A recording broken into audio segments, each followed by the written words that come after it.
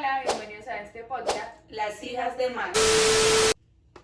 Dígame, ¿por qué la crisis del capitalismo suele ser tan abundante? Es que hay mucha mercancía, mientras algunos se mueren de hambre, e incluso esto solamente pasa en el capitalismo. Sí, eso solamente pasa en el capitalismo, porque en otros regímenes esta crisis solo pasaban cuando había escasez, cuando ocurrían las plagas o incluso cuando estaban las malas cosechas.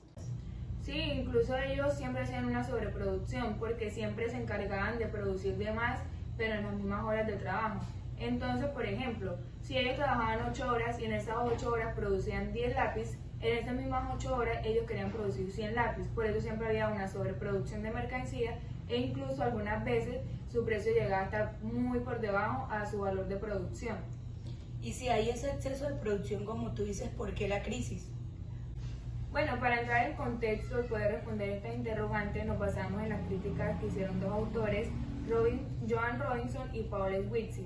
Bueno, las dos partes fuertes de él o de ellos fue la coherencia entre la ley, la que estamos hablando, y la teoría de la crisis en el modo de producción.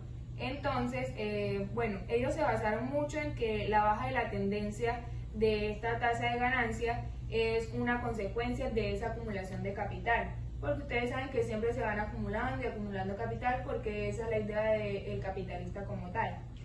Entonces, se dice que la tasa de ganancia es una relación entre el plusvalor y el capital total. Entonces, el capital total se divide en dos capitales, el variable y el constante, que el variable es el de los trabajadores y el constante son las máquinas, los equipos y pues todos aquellos implementos que ellos usen para hacer la mercancía como tal. Bueno, como ustedes saben, pues el objetivo principal del capitalismo es aumentar la plusvalía, ¿verdad?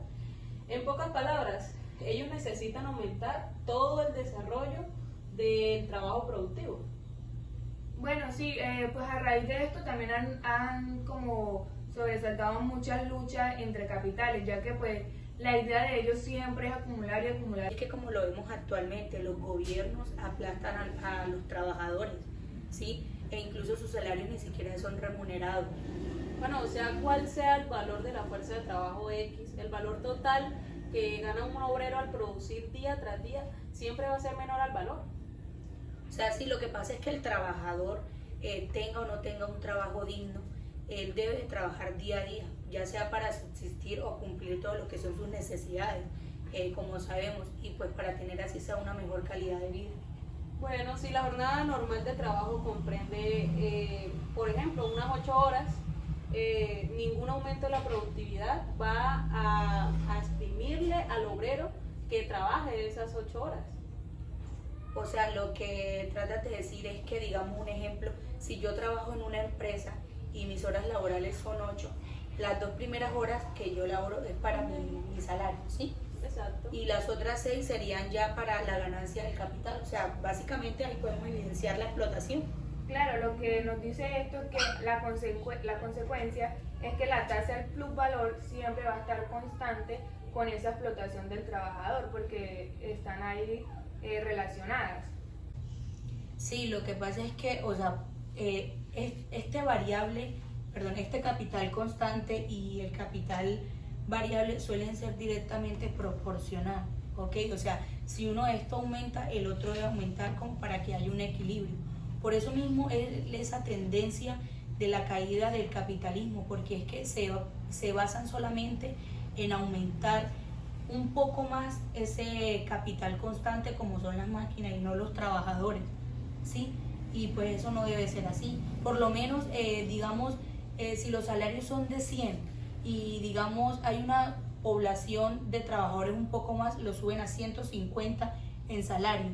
Y como este es aumento, las máquinas deben aumentar, pero no aumentan un 50%. Si esas máquinas también están en 100, aumentarían a 1000 y esto no debería ser así, por eso tal crisis. Claro, y la forma que utiliza el capitalismo para aumentar esas tasas de plusvalor es obteniendo lo que es un plusvalor absoluto y un plusvalor relativo, donde el absoluto es aumentando la jornada laboral y el relativo es esa disminución de tiempo de trabajo necesario para que demora un obrero al producir, lo cual esto implica aumentar todas esas industrias cuyas necesidades o mercancías consume el obrero. Ok, o sea, lo que estás tratando de decir es que, o sea, se ve el aumento de la canasta familiar de esos productos que consume el obrero. O sea, las industrias aumentan esos productos y el obrero se ve obligado, pues ya sea a trabajar esas horas necesarias. Sí, exacto.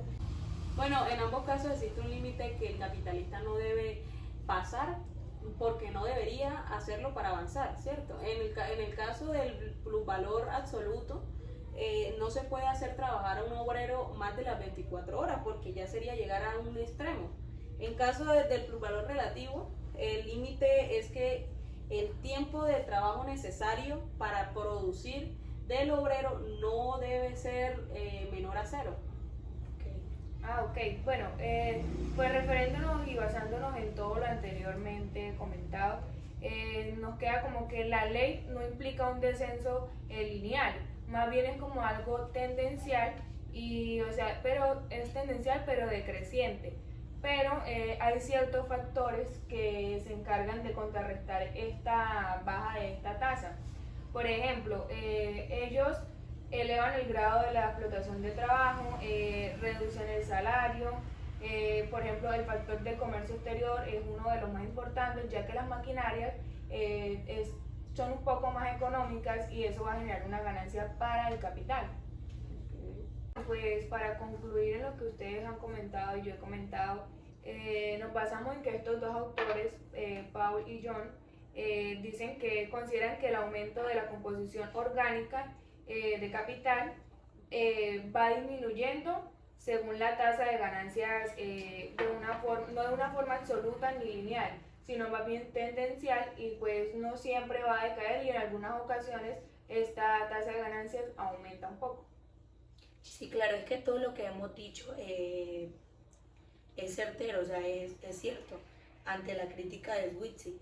Y pues nada, o sea, lo que quiso decir Marx en este capítulo de la caída de la ley de la tasa de la ganancia, y es que la caída de esta tasa de ganancia se ve mayormente por la acumulación de riqueza y más que todo pues llega a ser del capitalismo, e incluso principalmente se basan en esa explotación al trabajador cuando no debería ser así, porque se informan en otras variables cuando no lo son. Y pues nada, la crítica en la que nos basamos de todo lo que hablamos fue la crítica de Switzy, que se basó principalmente en dos objeciones.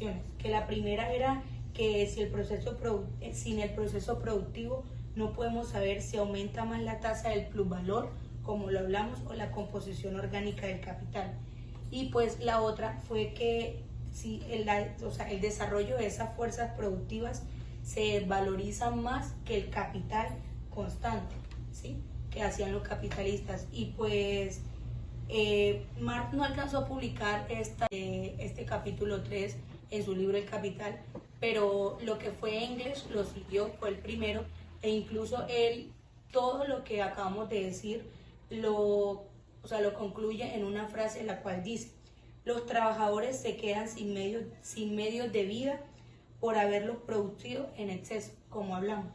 O sea, invierten más en máquinas que en trabajadores, y uno como trabajador es el que produce esa mercancía y al fin y al cabo no tenemos para consumirla.